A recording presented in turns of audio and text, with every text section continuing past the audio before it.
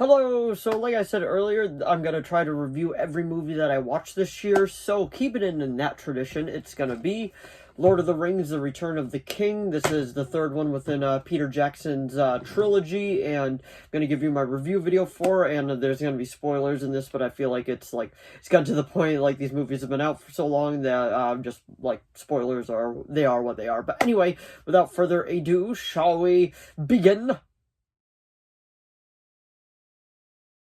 So, The Lord of the Rings, The Return of the King. This is the third one within Peter Jackson's trilogy, the final film of the entire franchise of The Lord of the Rings, because you do have The Hobbit, but honestly, not a big fan of The Hobbit. Like, I watched all of them once, and that was honestly about enough. I probably won't do a review video for those because I haven't watched them, and this is strictly just for, like, video movies that I've watched this year. But this is the third one. This is the final chapter within this storyline of Middle-earth, and I gotta say, like, I thought this film was a whole lot of fun. I really did enjoy it. I wasn't really bored at any time, and this was, like, one of the only issues I feel like with this one was that they had 5 or 6 different endings that they wanted to do, and they just kind of like they decided to shove them all together. And this is actually just the theatrical version too. I'm not reviewing the extended version. I haven't done that for the Fellowship of the Ring or the Two Towers, so there's really no point on doing that. But I did look up one of the deleted scenes which made it into the extended cut, which was Christopher Lee character's death because he got stabbed by Brad Dourif's character, and then he ended up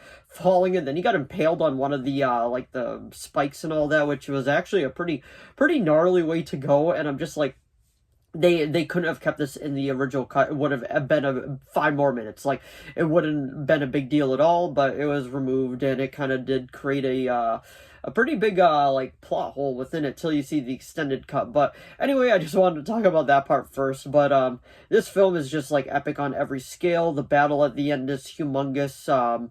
There's a little side story with the Mad King played by John Noble. I love John Noble. I think he's a great actor, but it kind of just felt like, oh, okay, I guess, like, we'll do this out of the blue. But just like I said in my other ones, like, I'm not a connoisseur of Lord of the Rings.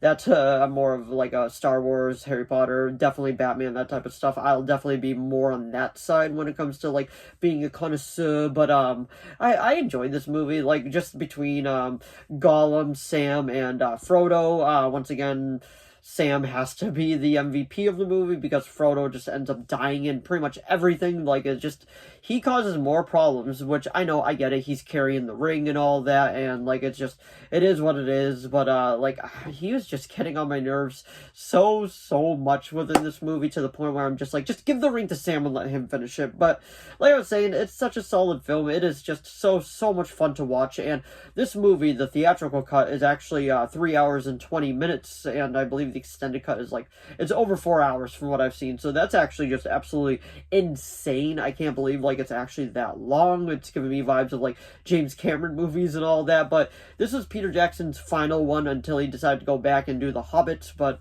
like I was saying, probably not going to do a review video for that. But it was like, Gollum is such a fun character in this, and the way that they decided to kill him, like, I'm like, oh, you know what, that's fine. Like it seems like they kind of pulled a Harry Potter, where a lot of characters kind of had to meet an untimely demise at the end of this, just because they wanted to make sure that, like, there was no way that some of these characters could come back. But it's such a fun movie. It's a great fantasy film.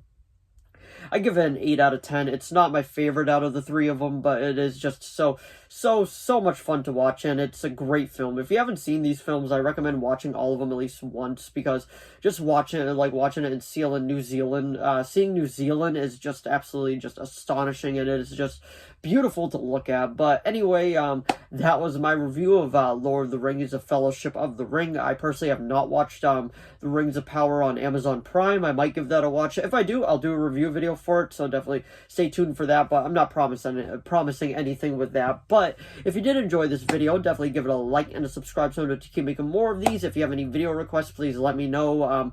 Do have one already, but if you do have any more, just let me know. As long as I'm able to make it, I probably will make it. And if you saw Lord of the Rings, the Return of the King, let me know what you thought of it down in the comments below. But anyway, thanks for watching as always, and I'll see all of you in the next video. Bye!